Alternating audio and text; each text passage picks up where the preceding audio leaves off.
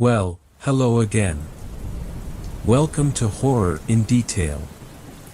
Today we are going to share cryptids encounter stories. First story. This story was shared by you/North Coast 10. I think I encountered a Wendigo.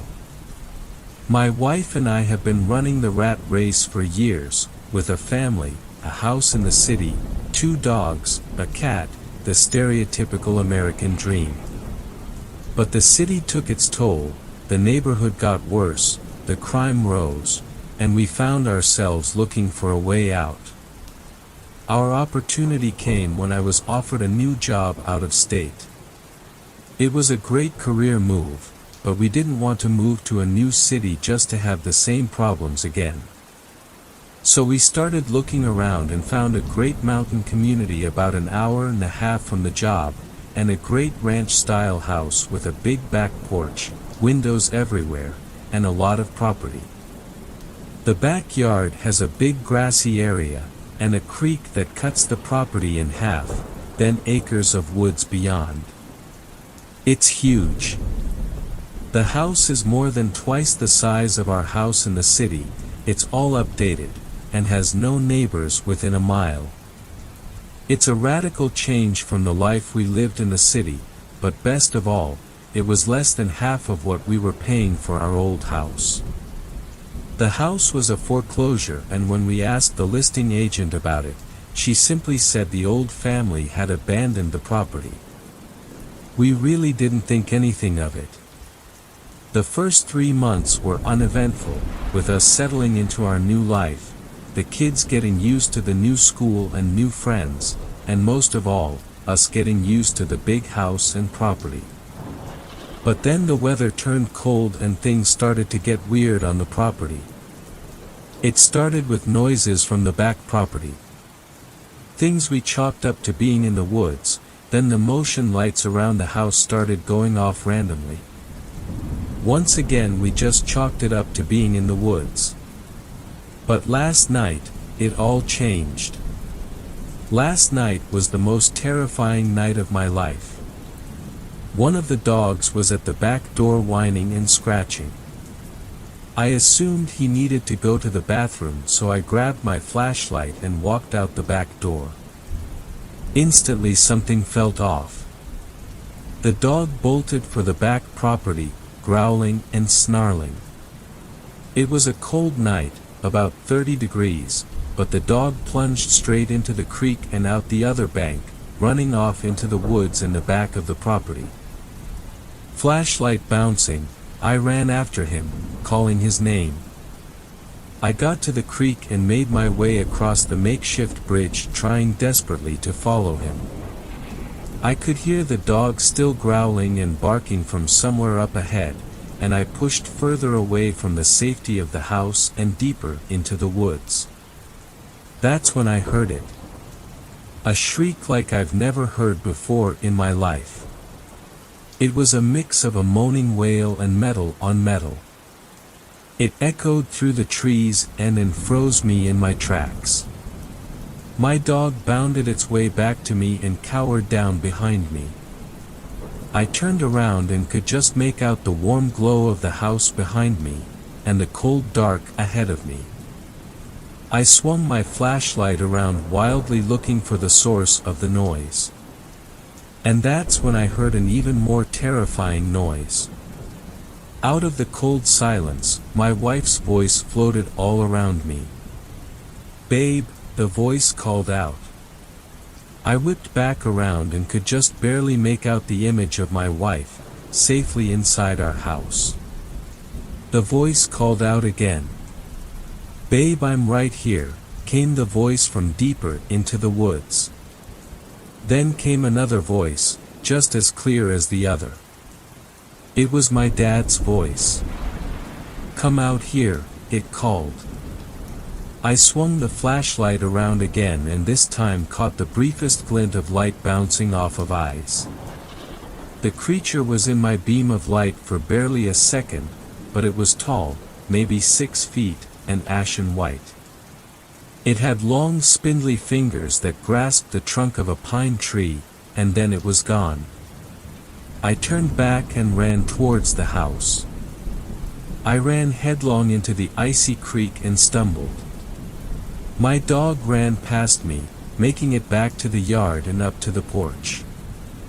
I dug my hands into the freezing, muddy bank and pulled myself out, not stopping to look back. When I reached the porch, I scrambled inside. My wife ran over to me, asking what had happened.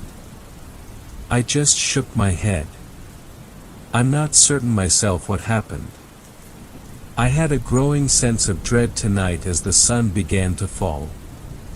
We kept the dogs inside, and I haven't dared to look out the back.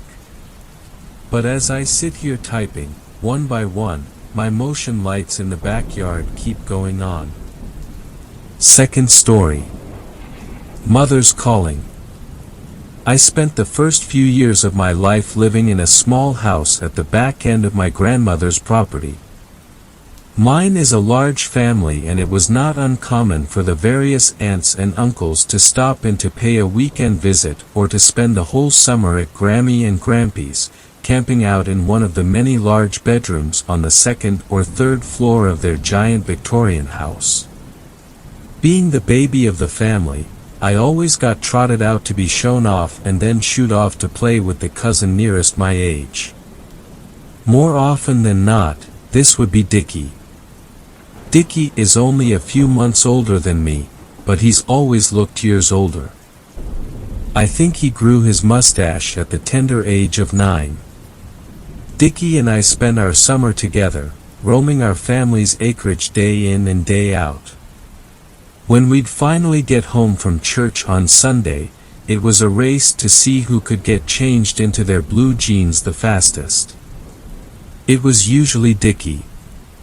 He'd always be waiting patiently for me by the giant willow tree that sat at the Y where my parents' driveway branched away from our grandmother's.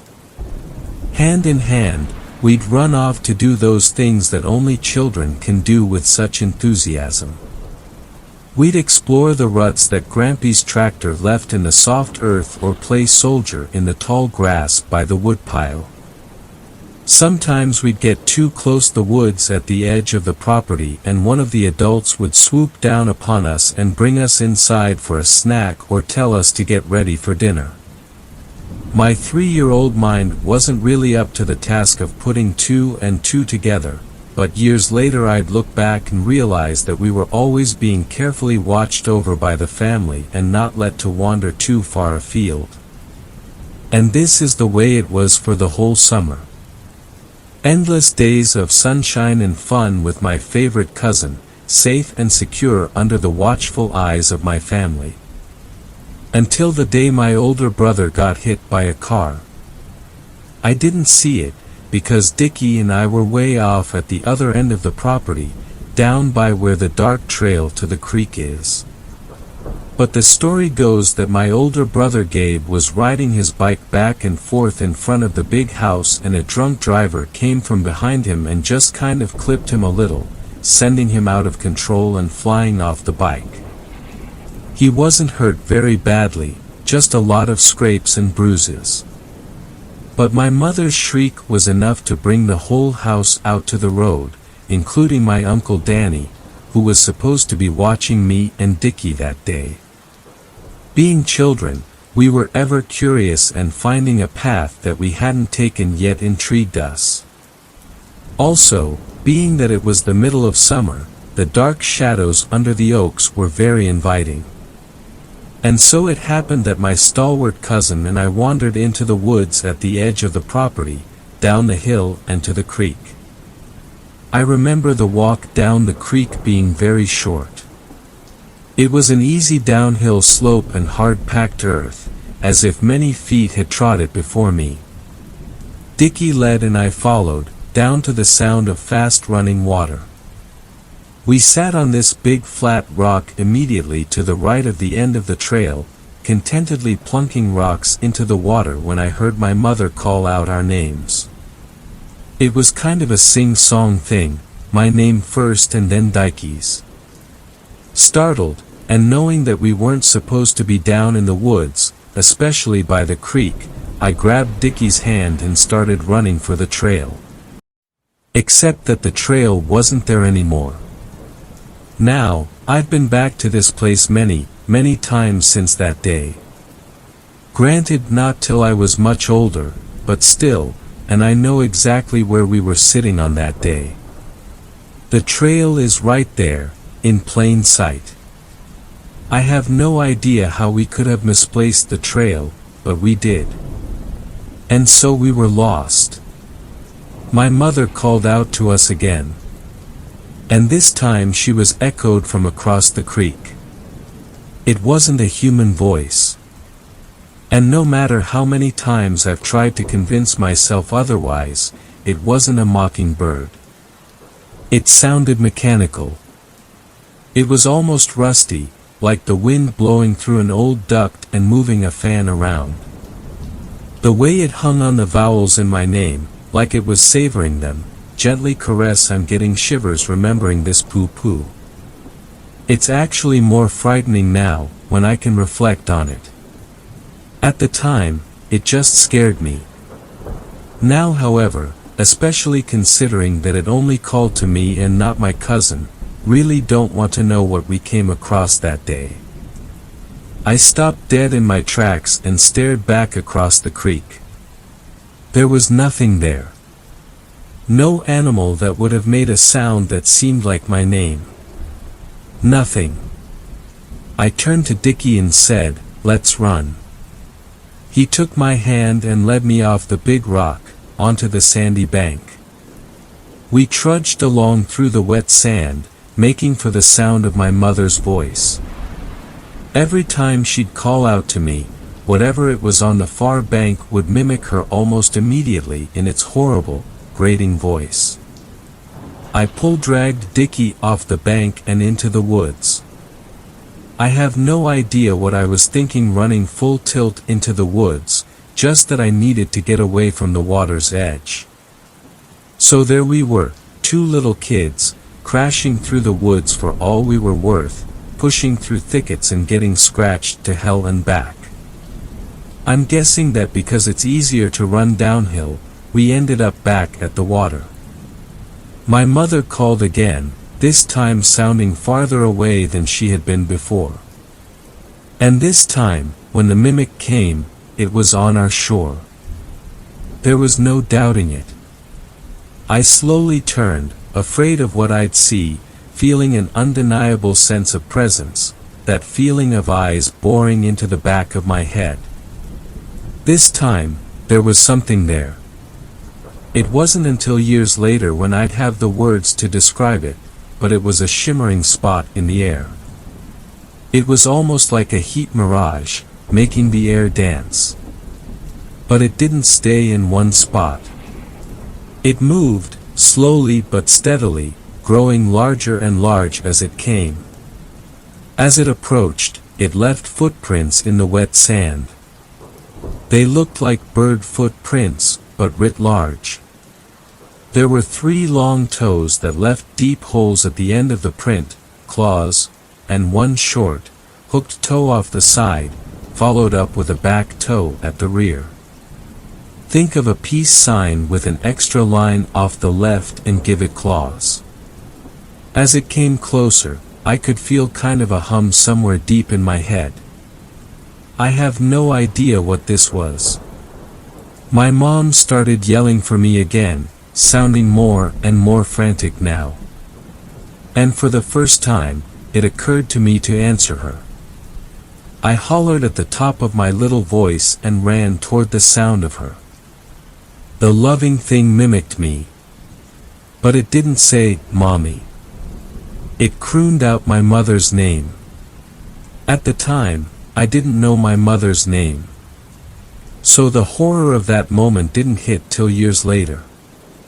I turned my back on the thing and dragged Dickie toward my mom's voice, screaming for her as loud as I could with this loving thing grating out her name behind us as we ran.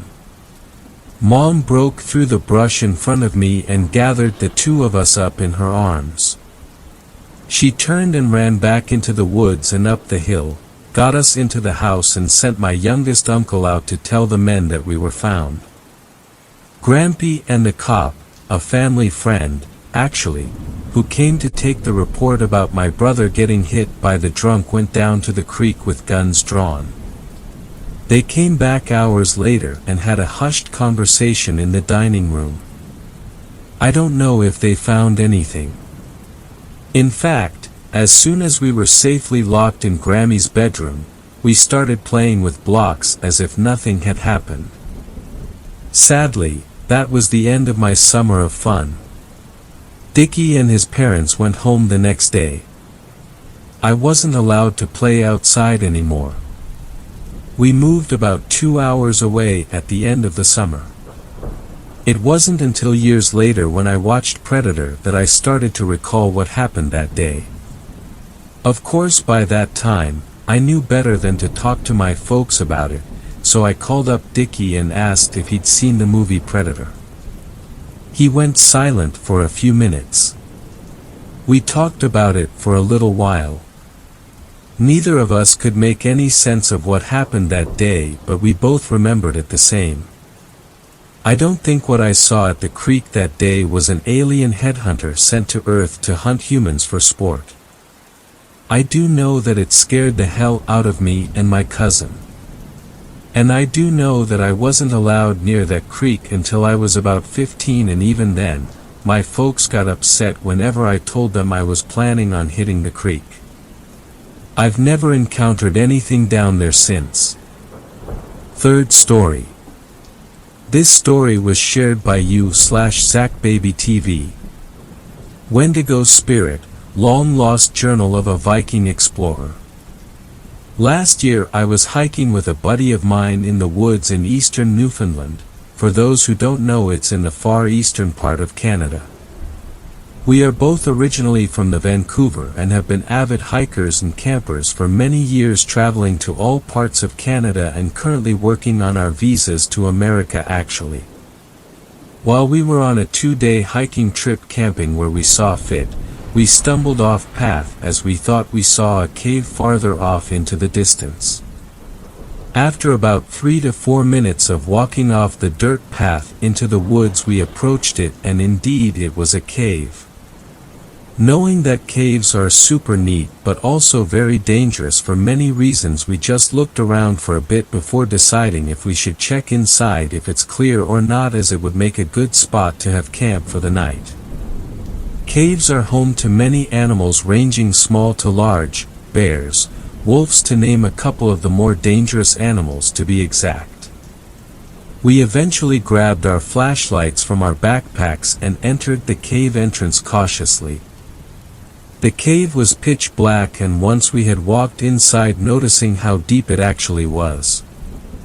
From the outside it looked like a 6 to 7 foot wide opening with about a 5-foot ceiling. But once you stepped inside, it had a good open space, I'd guess to be about 15 by 15, which was more than enough space for the two of us to set up camp and get a fire going for the night. In the back of the space was what looked like a small pathway of some sort. It was narrow and looked like the earth cracked it just enough for someone to walk through it. Where it led we had no clue, and I was not really wanting to find out at that moment. We were tired, looking to rest, and did not feel like venturing off into the uncharted cave deeper and risking falling or getting hurt or stuck, or God knows what else happens to people in caves. There was a faint water dripping noise down that dark pathway which echoed throughout the cave. Sounded spooky to me, but then again, maybe there's some fresh water nearby we can collect for tomorrow hike, I told my buddy. Once we set up our things, I told him I'd go check it out and see if I could find the source of the water, as I held out water containers in my now empty pack and my flashlight in my right hand. The pathway was twisted and narrow, and honestly it was just better that I went alone, plus I doubt my bud would have went with me anyways.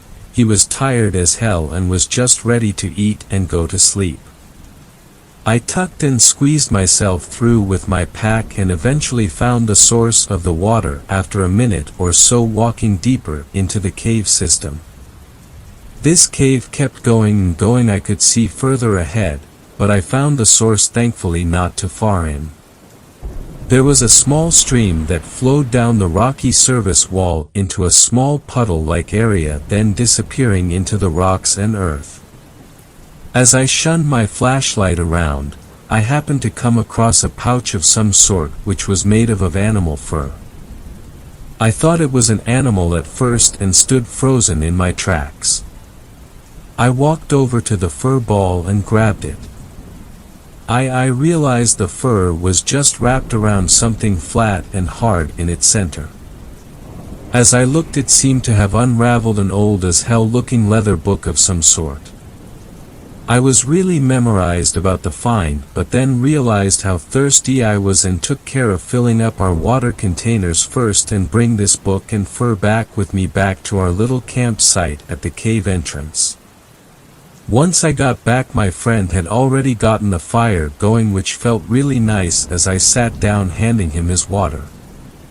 The night was on its way out with the sun starting to set. I told my friend about the book and let him take a look at it. He was always the history buff anyways. I just liked video games and hot chicks. He told me that this journal looked really old and is really surprised it in the shape that it's in. He pointed to the off shapes that were on the cover and on parts of the pages on the inside. They looked like runes, he mentioned. I didn't recall what runes were, and he told me that in fact that was the way of communication writing back in the Viking days. As he read, I mumbled to himself, "Dude, this is written in English, which is odd unless this person or Viking traveler was educated or had traveled more than most." He read on for a few minutes and told me to check it out as it mentioned this cave on one of the pages. He handed me the book and he laid back onto his mat and started to relax. I, on the other hand, was totally excited. Not only did I just find some ancient Viking journal in some cave in the middle of nowhere, but it was readable too. "This has to be worth some money," I said to him.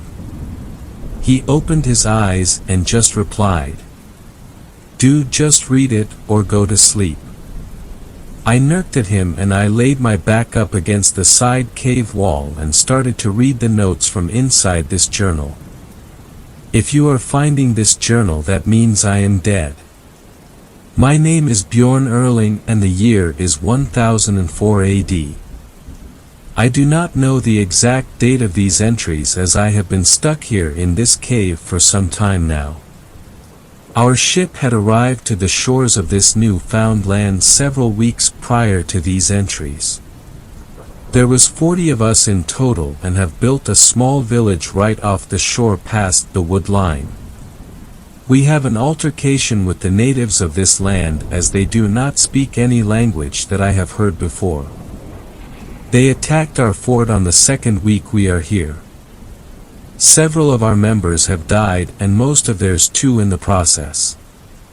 We can't seem to communicate properly with them and they keep attacking in the middle of the night and we are trying our best to lessen our defenses.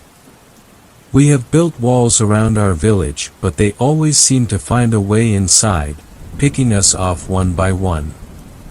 They are not big people, quite small in fact, but there are many and our next ship is not due here for another week or more. I was out hunting with a brother of mine in these woods. We went deeper than we have been as our people are hungry and we needed meat. The sun was dim and the colors above were quite pleasant to see when it was visible from all the trees overhead. We started hearing noises echoing around us in the woods, not knowing what they were. We followed them.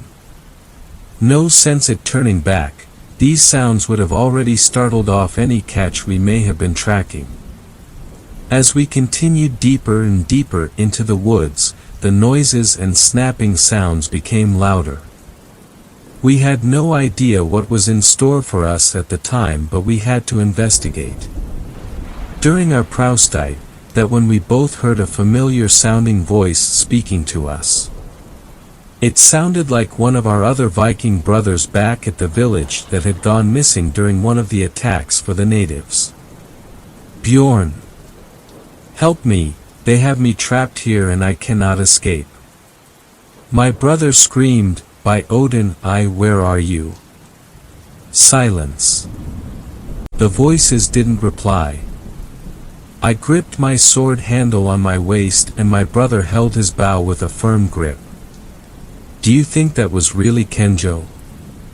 I don't know, I replied, but we need to find out either way. It def sounded like him. We heard our brother speak again, but this time it spoke to use twice, but from different directions in front of us. Levi, why did you not help me in the village? Hurry, I don't have much time. My brother Levi ran off to the left and motioned with his arm pointing for me to follow the other sound to the front right from our location. I nodded and readied my sword. After we had split up, I started to have a feeling of dread, and airy feeling was washing over me. This felt off, none of this seemed right. The natives did not speak our language, and that voice did sound like our brother Nook, but it was off in a way too. Not soon after, that's when I heard the screaming. The screaming of Levi.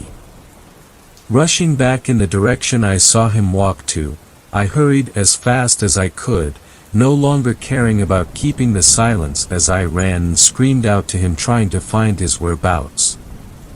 Further in the distance is when I saw it. I cannot even call it a man. It was some kind of forest creature. It was skinny like it was starting and shaped like a man from what I could muster. Its long arms clawed my friend, dragging his now lifeless body further into the dark woods. This creature had antlers on its head like some kind of deer. We have gods like this back home. Had they followed us here to this new land and now punishing us for becoming Christians? I was in total shock, but there was no choice in the matter, and I was losing sight of them in the dark now, and there was a good distance still between us. I ran as fast as I could, but even in doing so still could not keep up with this creature dragging Levi. I picked up his bow off the grass along the chai and ended up finding this cave on this hillside. I just knew that creature had taken my brother into that cave.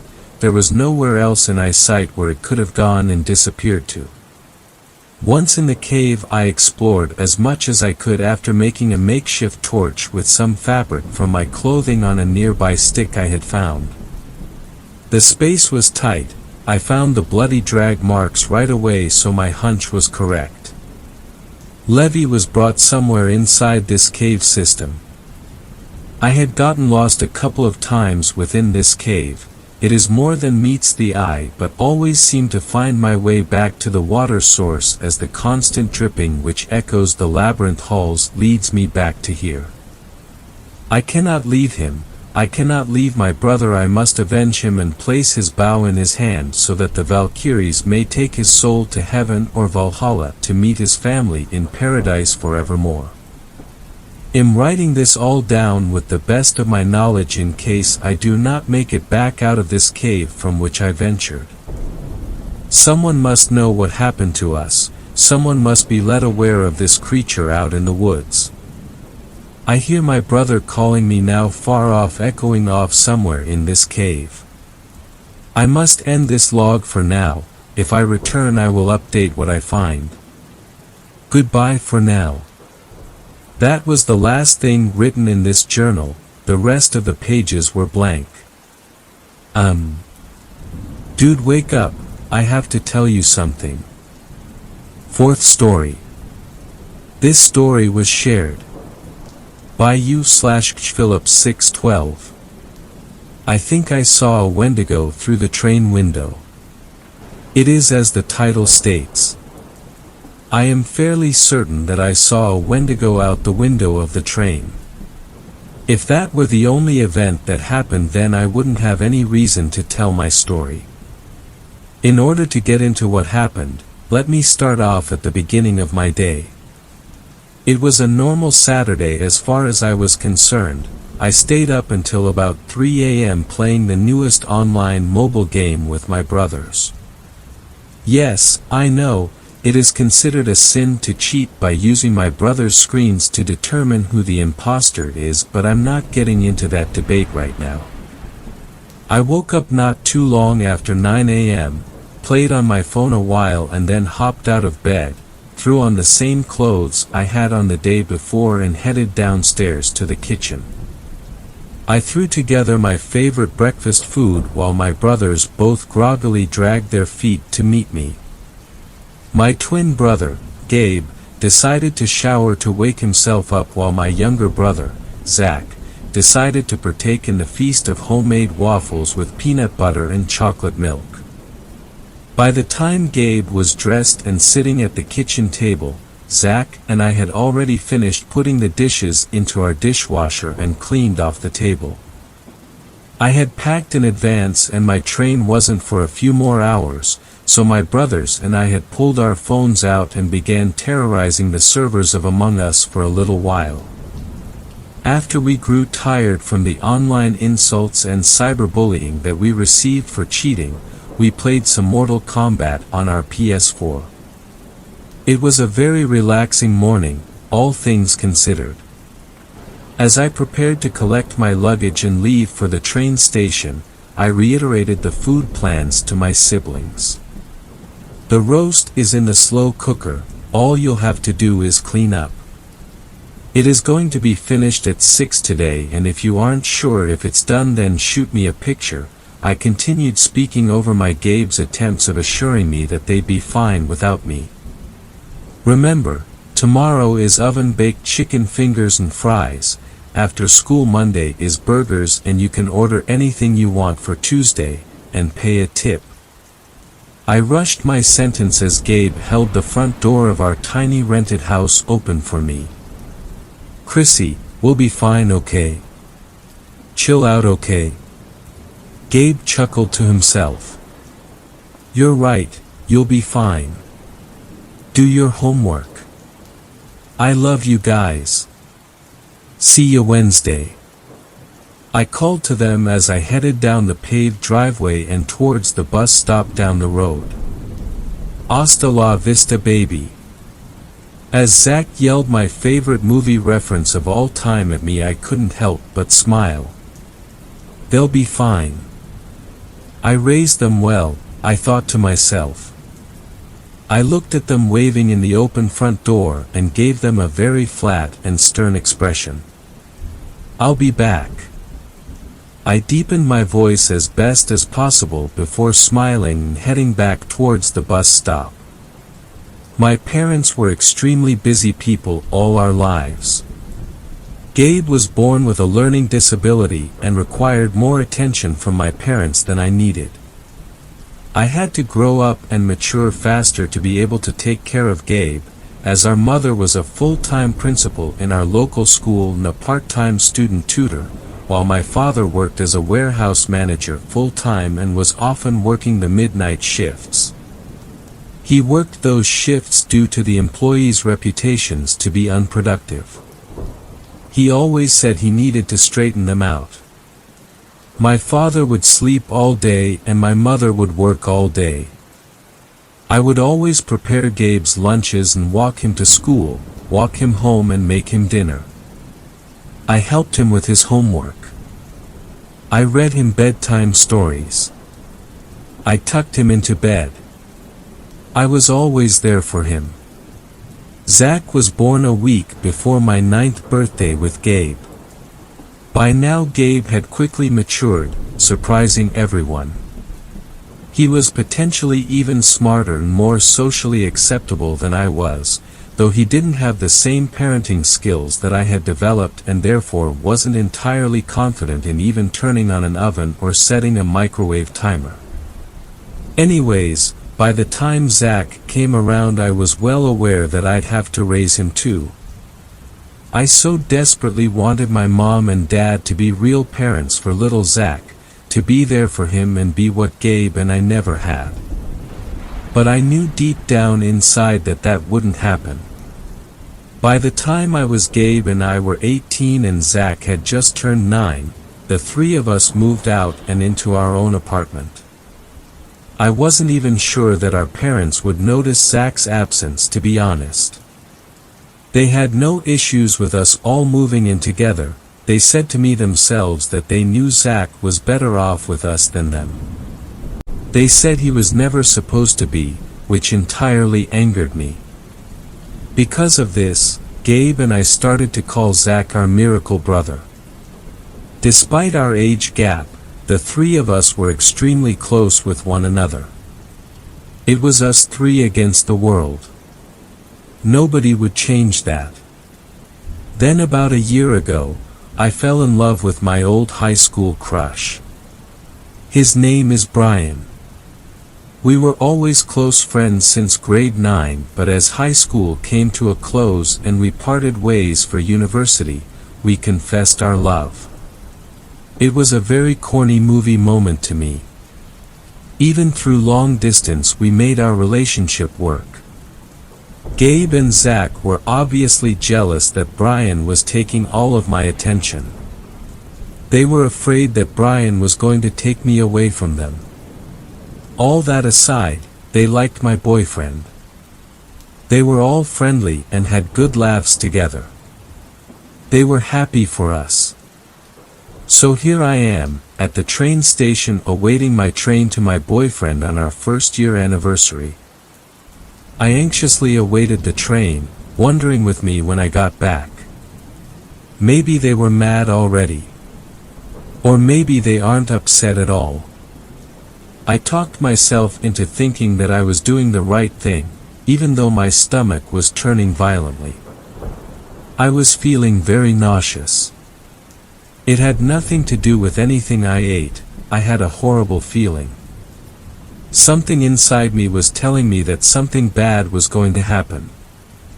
I didn't listen to it at the time. I thought it was all just the nerves of traveling.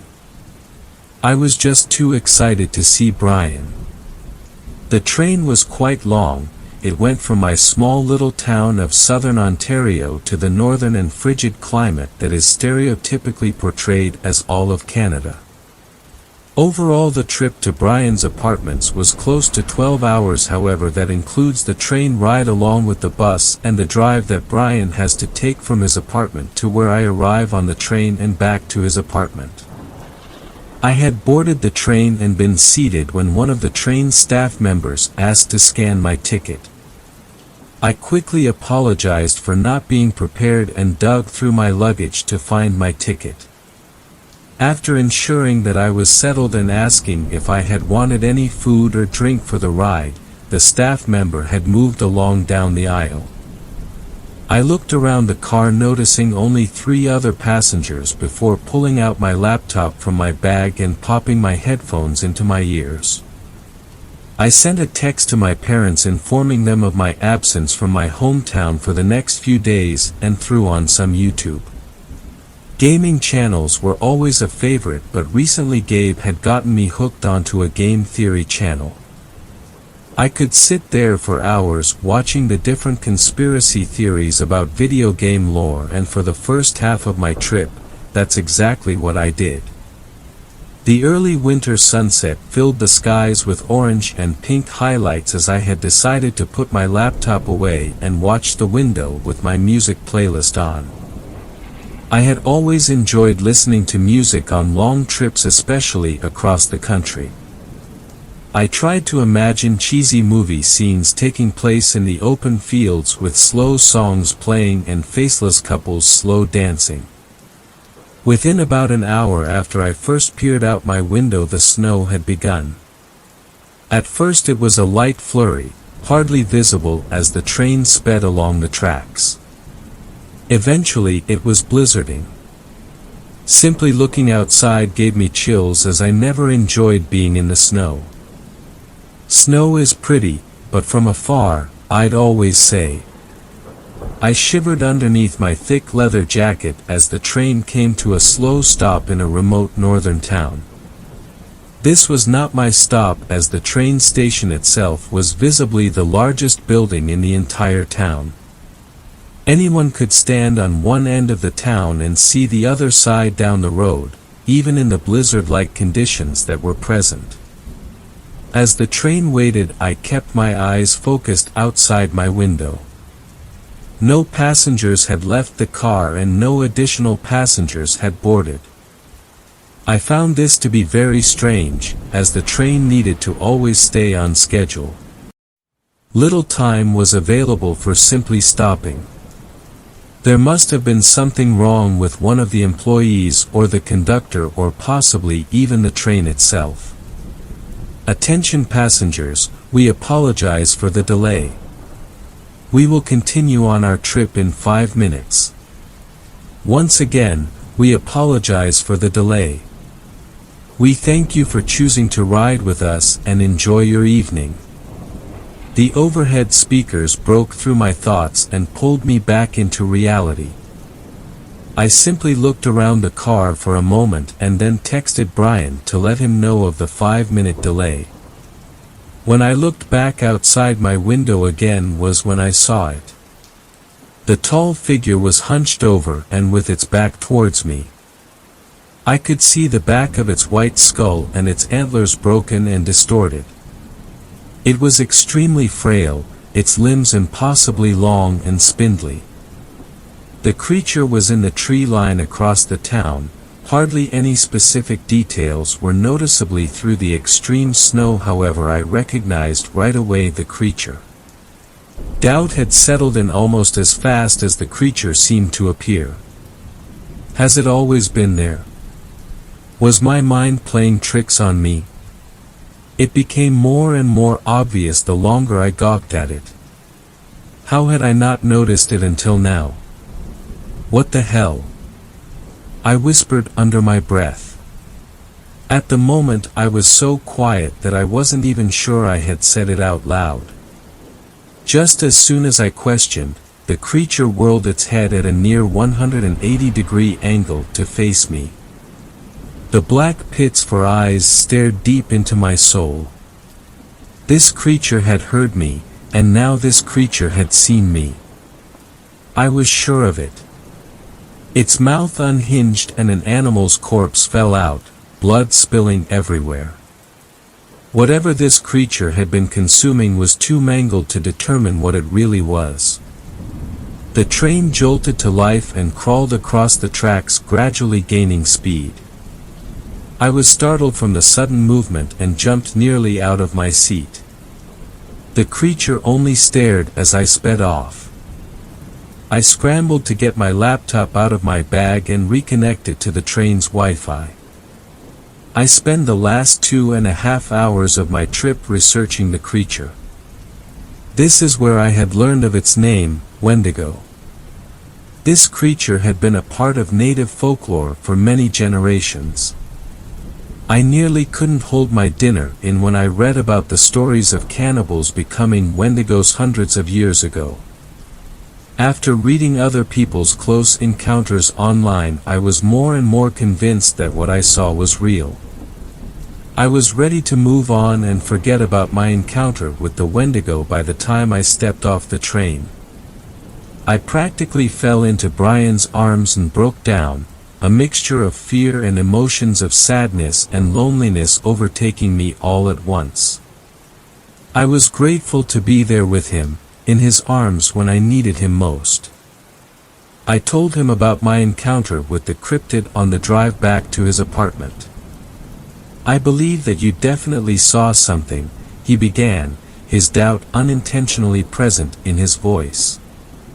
I just don't believe that a creature like that exists is all. Like, how come the only solid proof of its existence are tall tales and folklore? I dunno, Brian. I quietly looked to my feet. He reached one of his hands off the wheel and held mine firmly and reassuringly. I don't know what it is, I guess. It feels real to me. Well, that's good enough for me, he said calmly. That's enough reason for me to keep you safe. His classic cute grin formed on his face, revealing only a few of his nearly perfect white teeth. Oh. You need a reason to keep me safe? I jokingly said, as if he had said something offensive. Well, no, He stumbled over his words. Who? I made it comically clear that I was not believing him. Brian had managed to make me forget all about my terrible experience hours ago. We were laughing and joking around as he pulled into his parking space in his apartment complex. The building itself hadn't been very tall, only about 10 stories. The building itself was nearly completely surrounded by dark Canadian woods. His town wasn't very large, only about 8,000 residents. Beautiful lush evergreen forests surrounded the little city, with nearly every house having its own tree in the front lawn. Sparkling white snowflakes gently fell around me as I stepped out of Brian's car. The parking lot was lightly covered in snow before I had managed to make it to the entrance of the building. Brian, like the gentleman he is, carried my luggage from the car and to the apartment. He was talking about one of the regular customers at his fast food part-time job when I cut him off. "Listen," I said in a hushed whisper. The hairs on my arms stood on end. Goosebumps formed all over my body. Someone was watching us, I could feel it. I scanned the tree line, but saw nothing out of the ordinary. "I don't hear anything, Chris." "Exactly. It's so quiet." There weren't any noises around. Not a single sound. Only the eerie dead silence. "Is it always this quiet? In the middle of the night?" "Yeah, it is." Brian wasn't making me feel any better. "What's wrong, Chrissy? You still spooked? Let's just go inside." "I don't like it out here." I clung onto his arm and rushed towards the front doors. Once inside and in the elevator, I told him what I read online. I explained that the absence of any natural noises or wild animals typically means there's a predator around. With his apartment complex close to some dark woods, I wasn't very calm. I also told him how I felt that we were being watched from something in the woods. "Babe, your nerves are probably just shot." He held me close to him, trying to calm me down. "I promise you're safe here. It's gone. I promise." He drifted off. That night I dreamed that the creature had followed us. I saw from its point of view as it followed our car towards Brian's apartment. I saw as it watched us get out from the car and head inside. And I saw as it crawled into bed behind me, holding me in place. "Don't move," it hissed, its hot breath on my ear. I woke up in a cold sweat.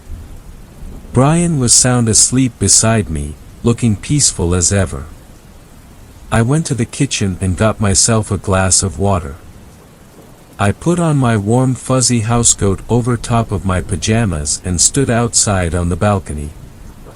Some fresh air would do me good, I thought to myself. It was 3:20 in the morning and there I was on the balcony of the 7th floor, contemplating a cigarette. I wanted to quit ever since I had taken ownership of my brothers, but on that balcony I felt as though I had so desperately needed one.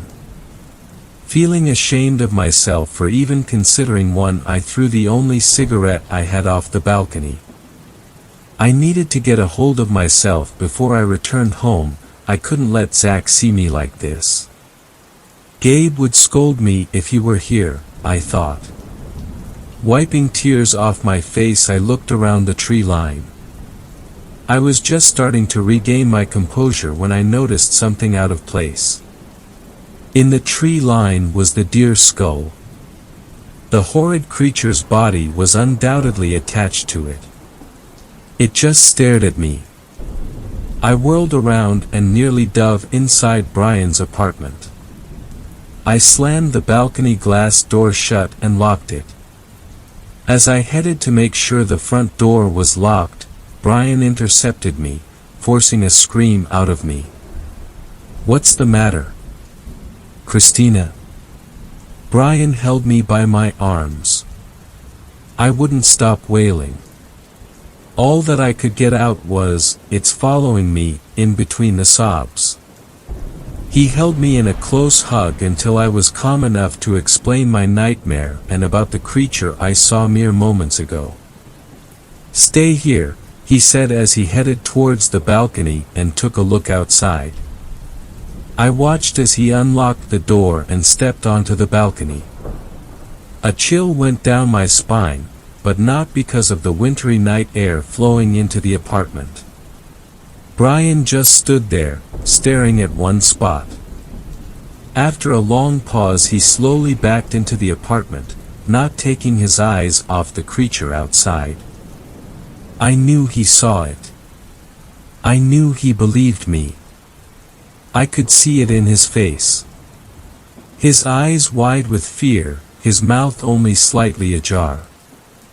Without looking at me, he said, "The parking lot is in the back of the complex. Get your things. We can't stay here." "Are you crazy? That thing is outside. It's following me." I nearly yelled, panic setting in. I felt as though I was going to vomit. That thing. It told me. Brian was in terror. I don't know how, but it told me that it was going to come inside. I gasped, tears streaming down my face. "We have to go," he urged. I grabbed his hand and he grabbed his keys and we rushed out the front door. We ran to the elevator and rapidly hit the down button. I decided that taking the stairs was faster and bolted through the door towards the stairs, Brian following right behind me. Reaching the stairwell, I looked to the bottom before descending the stairs. About halfway down the first flight, I heard heavy tapping coming from the bottom. I leaned over the banister and saw the undead deer creature making its way up the stairs. Brian nearly bumped into me as I spun around and sprinted up the stairs crying and screaming. He followed my lead without question as I headed towards the elevator, doors just beginning to open. We both cramped ourselves into the elevator and Brian rapidly pushed the ground floor button. Just as the double doors slowly closed, we saw the stairwell doorway open and the animal's snout making its way towards us. We held each other, Brian verbally praying and me regretting most of my past life's choices. Ground floor and parking, the elevator dinged, cueing us to make our hasty escape. We ran like our lives depended on it, because in those long moments, they did. On our way to Brian's car, I slipped and fell into the snow. Brian, who was ahead of me, turned around and prepared to help me up. "No, go. Start the car. Go." I yelled frantically as I slowly made my way to my feet. He spun around and ran towards the car again. I took one step forward and fell to my knees, pain pulsing through my ankle. I loudly groaned in pain, clenching my teeth. I managed to get to my feet and half-limp half-jog to the car. Just as I closed the passenger door, the front doors of the apartment complex were violently torn from their hinges. The creature held nothing back as it sprinted on all fours towards the car. "Hang on." Brian shifted the car into drive and floored it. Normally the wintry road conditions would have evoked anxiety in me, but right now I felt as though Brian wasn't driving fast enough. I kept my eyes glued to the rear view mirror, watching the creature gallop towards us, its skinny form seemingly moving in unnatural angles with each step. "Are you all right?" Brian asked of deep concern, his eyes trained on the road ahead. "I think that I broke my ankle," I managed to get out in between breaths. He cursed under his breath. I don't think we can get you to a hospital with that thing on our asses, Brian thought out loud. Did you bring your phone? I asked him. I'm going to call the police. Damn it, no, I left mine at the apartment, Brian said plainly. I quietly sobbed as I too had left my phone in the rush. We are going to die tonight, aren't we? I said out loud, not wanting an answer. No, babe, don't say that. Things are going to be fine, we'll make it out of this. Will we? Will we actually, Brian? I yelled at him. Tears streaming down his face too. He was terrified, just like me, and yet, he was trying to protect me and keep me calm. I stumbled an apology in between sobs, but Brian cut me off. It's gone. He slowed the car to a stop and looked all around. Where did it go? It's gone, where did it go?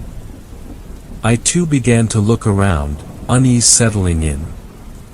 I'm not sure what was more horrific, seeing the creature pursue us or not being able to see it but feel that it was still there. We sat there in the car for a long while, just looking around desperately. In the distance down the road, I noticed headlights. I pointed them out to Brian and he flashed his high beams off and on.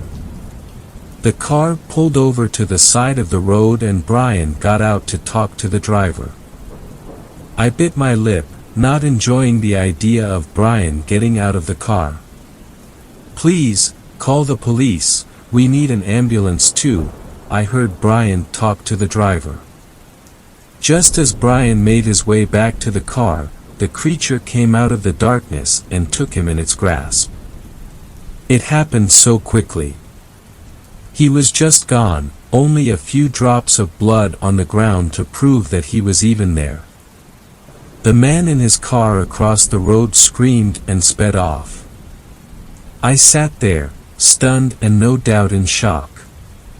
The monster rammed into my passenger side door head first, breaking me from my trance.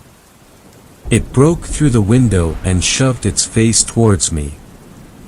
I struggled against my seatbelt and repeatedly kicked it in its hollow skull.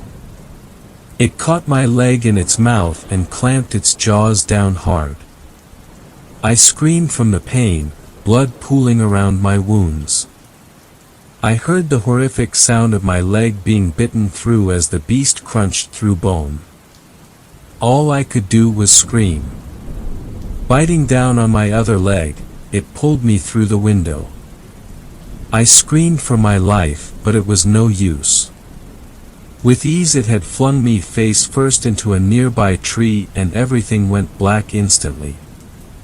My entire body seared with pain as blurry images of men and women in police uniforms and rescue uniforms loaded me onto a bed and into an ambulance. I was drifting in and out of consciousness. When I had finally come to full consciousness, I was in a hospital bed and hooked up to countless pieces of machinery. I had a feeding tube and an oxygen tube in me, my arm had an 4 in it, heartbeat monitors attached to my chest. The nurse reading my file gasped when she saw me awake and rushed out of the room. The PA system announced several doctors to where I assumed I was located. Within minutes the doctors were unhooking the feeding tube and oxygen tube, as I had no longer needed them. We expected you to be in a coma for at least another month, one of the doctors explained to me after the tubes were removed. Another month? I asked before clearing my throat. It still felt as though I had those plastic tubes shoved down my throat. You were out for 6 weeks. You were in a very brutal car accident. While waiting for the emergency vehicles to arrive, you were attacked by an animal. It was a very horrible scene. I blankly stared at him. Don't you remember, Christine? He cocked his head to the side and gave me a quizzical look. It's Christina, I corrected him. And no, I don't, I lied. I laid there for hours remembering the horrible nightmare that happened to me nearly 2 months ago.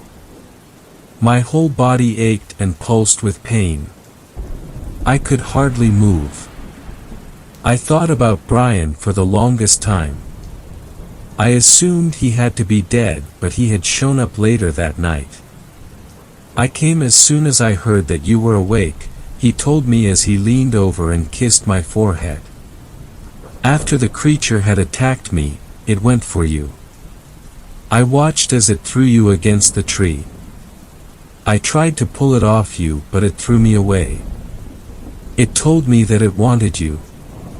It told me that you saw something that you weren't supposed to see. Brian explained. By the time the police and ambulances showed up, the creature had already left. I never saw it leave, it was just somehow gone. I rode with you in the back, the officers recorded it as a bear attack. They didn't believe my story. Brian went on to say that he was administered into the hospital for a day with only flesh wounds and stitches. He said that he and my brothers and parents visited me nearly every day or so. My parents came. I asked, stunned. He nodded, giving me a half smile. In fact, they gave me a call on my way here. They're headed up with your brothers. They said that they'll try to get here before breakfast. When they got the call that you were awake, they pretty much dropped what they were doing and hopped in the car. I teared up and smiled. What did you tell them about what happened? The police told them what they thought happened. I went with it because I want them to like me. I giggled. Then I struggled to sit up. Brian rushed over to give help and sit me up. I reached down to scratch my leg, but I couldn't quite find the spot. Hey hun, can you help me? I've got an itch and I can't reach it, I'm too sore to be reaching down. I looked at Brian and he smiled back at me. Sure babe, whereabouts? My left leg, just below the kneecap. Brian went pale suddenly. What's wrong? I removed the blankets as a wave of adrenaline washed over me. Both of my legs were gone from just above the knees. I was still coping with my new handicap when my younger brothers, accompanied by my parents, rushed into the room and nearly knocked the wind out of me in a big hug each. Guys, I'm okay. I'm alright. I laughed a little out loud from pure happiness. They said you might not wake up, Zach sobbed as he held me close. They were talking to Mom and Dad about having to pull the plug on you. Gabe said grimly. Aw, guys. Doctors aren't always right. Look. I'm fine. Then I looked to my parents, both of them clearly holding back tears. We love you so much, Christina. Don't you ever go thinking otherwise. My mom's voice on the verge of breaking. Come back and live with us, okay? You'll be needing someone to look after you. My father chimed in. I'll have Gabe dash, I started. We've moved back in with Mom and Dad. Gabe said, giving me a warm smile. I looked over to Brian, who gave me a, you should listen to them look with a smile to top it off. I'll come back home. When they let me out of here, I couldn't finish. I cried of happiness. My parents loved me after all. My parents embraced me in a hug each and my dad stepped out of the room to talk to one of the nurses. How was the drive up? I asked my mom, wiping a tear from my face. Oh, not too bad, The first few hours there was a little snow, but once we passed through Oshawa, Toronto area, it wasn't too bad. Oh nice, I trailed off. Oh. Chrissy. Zach grew excited. I saw something really cool on the drive up. Oh, that's right. Go on, tell your sister, my mom encouraged. It was a bear-looking creature, but it was wearing this animal skull. I think it was a deer's skull. And the bear looked real skinny and tall. Isn't that something? My mom looked at me. I just looked to Brian. I knew I was probably as pale as he was in that moment. I didn't see anything. Gabe stated matter-of-factly. I ignored him. Yeah, it was freaky, Gabe missed it. I saw it too. I don't think your father saw it. My mother's voice grew distant as I stared at Brian. Are you okay? You don't look so good, someone asked me, but I wasn't sure who. Maybe you all should go home early. I'll bring Chrissy back down when she's out of the hospital. Brian said. You all have lives to get back to. Oh Brian. That's so sweet of you, but we'll pass. We've got a hotel room nearby and we took the boys off school. My mom said in her fake cheery voice. Mom, I stated in the most serious tone I could muster up. Listen to me very carefully. You have seen something that you weren't meant to see. That thing. It's on its way right now, I teared up. It's coming to find you. And little Zachy. Fifth story. This story was shared by you/Ghostskin5000. I am a psychologist. My patient has Wendigo psychosis. John had been my patient for months. I couldn't label him using official DSM codes. But he appeared to have what is known as Wendigo psychosis. At the time of my initial assessment, there wasn't any direct evidence that he tasted human flesh, although I could tell it was a significant preoccupation with him, and suspected him in the creation of several recent grisly scenes. Just admiring the artwork in your office, John said to me one day. He grinned, letting me see the teeth he filed down to fine points. So much red. I wonder if we're alike, you and I. I swallowed nervously. I couldn't report his Wendigo psychosis to the authorities though, because I would be perceived to be just as crazy as him. I couldn't even say he's a cannibal, even though he's come out and said his greatest fantasy is to devour a person over the course of 3 days. There was no proof. So much red, John repeated. Like a sea of blood making its way to your kitchen table. He grinned again, seeming even more unstable. This has to stop, John. Right now, there's no direct evidence linking you to the murders, but if you keep eating people, your actions will eventually catch up to you. You haven't reported me yet. No evidence. No, I think it's because you like me. Deep down, you like me, David Morrison. Why? Why the hell would I like someone like you? I can't prove it, but I know you are a murderer. Not just that, a monster. John put a hand admiringly to his heart. You really think that about me? Yes, I do. I'd like to talk about your parents, John. My session with him ended a few minutes later, and I drove to the park, taking in the beauty of summer before heading home. My wife had gone on a business trip, so I had the place to myself. I unlocked the front door and stepped inside. I popped on the TV. Hannibal was on, but I stopped myself from changing the channel. For some reason, I had become intrigued by monsters. For some reason, I shook my head. The reason was clear. John. I put dinner in the oven, a chicken stuffed with carrots and onions. While that cooked, I decided to go into the basement, do some late spring cleaning. Turning on the light, I surveyed the pile of unruly boxes. A few cocoons struggled as they hung from the ceiling.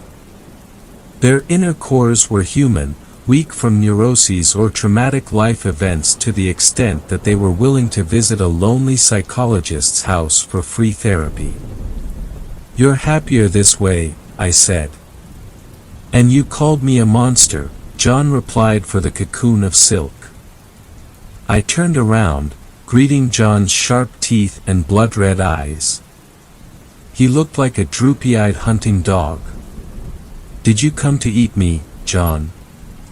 John hesitated, then shook his head. "No. I'm here to learn from you. From the Master. You've obviously found a perfect way to ensnare your victims. Teach me." So I showed John how I spun a spider's web from my own hands. I was afraid he would eat me at first, and even though he stared at me with those hungry, blood-red eyes, he left with a cocoon of silk over his left shoulder. The Wendigo told me later that he could give me the hunger, the fire in my gut which would illuminate the path of my soul. I asked who had sent him. He told me John did, because he was so very grateful for the bundle of human flesh I gave him. "A gift for a gift," the Wendigo said, disappearing into the basement gloom and leaving me alone with my thoughts. Thanks a lot for watching the video till the end. Subscribe to our channel Horror in Detail. Drop your opinions/suggestions in the comments section, and like the video as it helps with the YouTube algorithm.